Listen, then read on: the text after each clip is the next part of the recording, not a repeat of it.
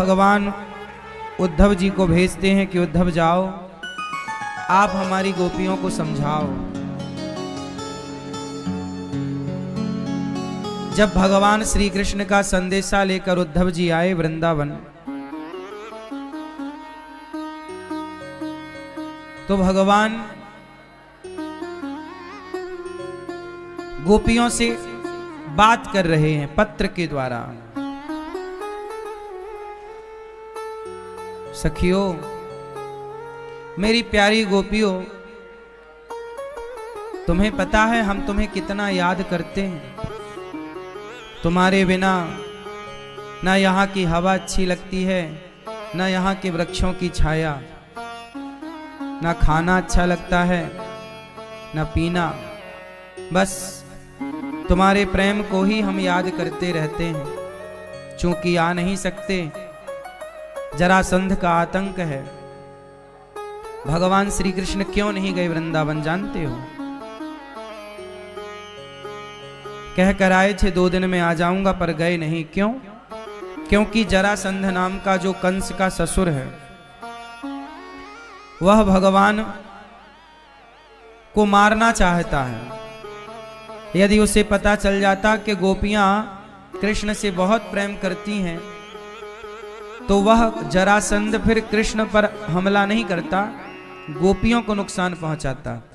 इसलिए कृष्ण कह रहे हैं गोपियों में आ नहीं सकता, पर मेरा पत्र उद्धव जी के द्वारा मैं भिजवा रहा हूं, स्वीकार करना। गोपियों ने कहा, कन्हैया जाना ही था श्याम सुंदर तो पहले ही बतलाते, घर परिवार को छोड़ के हम कभी यहाँ ना आते। जो मैं ऐसा जानती, प्रीत करे दुख होए, नगर ढिंढोरा पीटती, प्रीत न करियो कोई।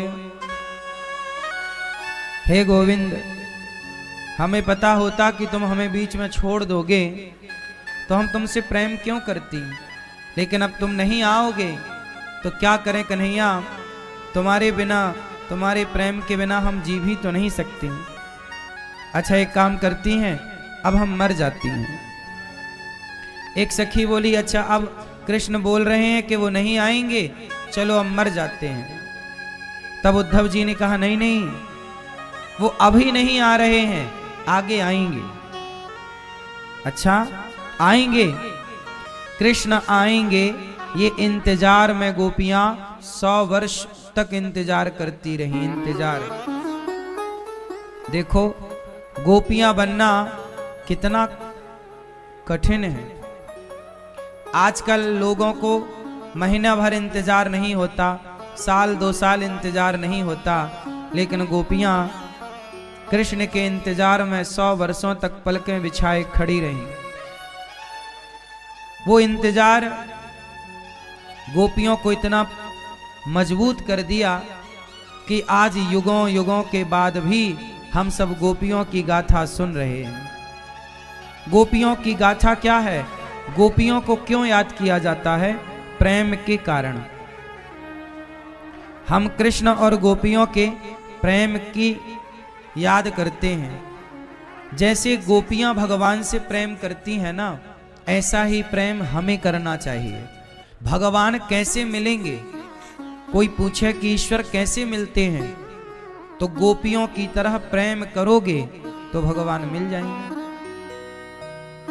प्रेम को लिखकर नहीं बताया जा सकता था, प्रेम को कहकर के नहीं बताया जा सकता था। इसलिए प्रेम का उदाहरण बनने के लिए गोपियों ने ये लीला रची, और गोपियां प्रेम के वशीभूत होकर, प्रेम में डूबकर कृष्ण के समीप रही। कैसा प्रेम करना चाहिए भगवान से? जैसे भरत जी ने किया। राम के लिए अयोध्या छोड़ी, राम के लिए सब छोड़कर केवल राम, ऐसे गोपियों ने केवल श्याम। एक राम के पीछे जगत छोड़ रहा है, एक श्याम के पीछे जगत छोड़ रही है। आप लोग एक बात समझ लीजिएगा कि भगवान को तब तक नहीं पाया जा सकता जब तक प्रबल प्रेम ना हो। एक होता है प्रेम जो कि आपका आपके बेटे से है, पत्नी से है, माँ से है, पिता से है। हम सबके अंदर प्रेम तो है ही ना। माँ के लिए प्रेम, पिता के लिए प्रेम, बच्चों के लिए प्रेम, पत्नी और पति के लिए प्रेम होता ही है। इस संसार में भला प्रेम किसके पास नहीं है? सबके भीतर प्रेम है या नहीं? सबके भीतर प्रेम होता है, लेकिन भगवान प्रेम से नहीं, प्रबल प्रेम के पाले पड़कर प्रभु को नियम बदलते देखा। भक्त का मान टले न टले, भगवंत के मान को टलते देखा। भगवान प्रेम से, प्रबल प्रेम से मिलते हैं, प्रेम की पराकाष्ठा। अच्छा एक बात मुझे आप लोग बताओ, आप लोग प्रेम करते हो कि नहीं?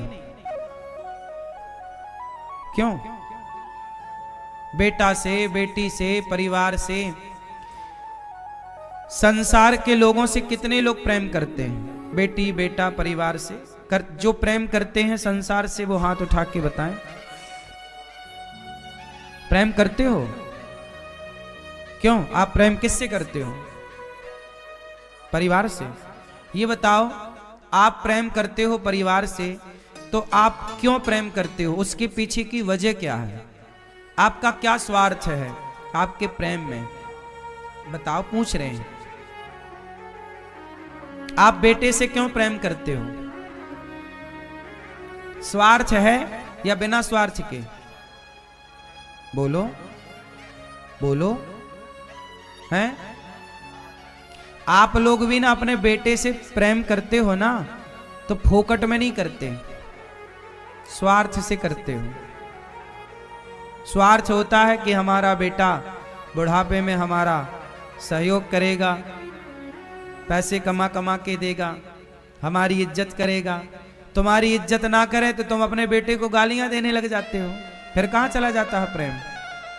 इसका मतलब यह है कि तुम्हारा जो प्रेम है वो प्रेम नहीं है, केवल स्वार्थ है।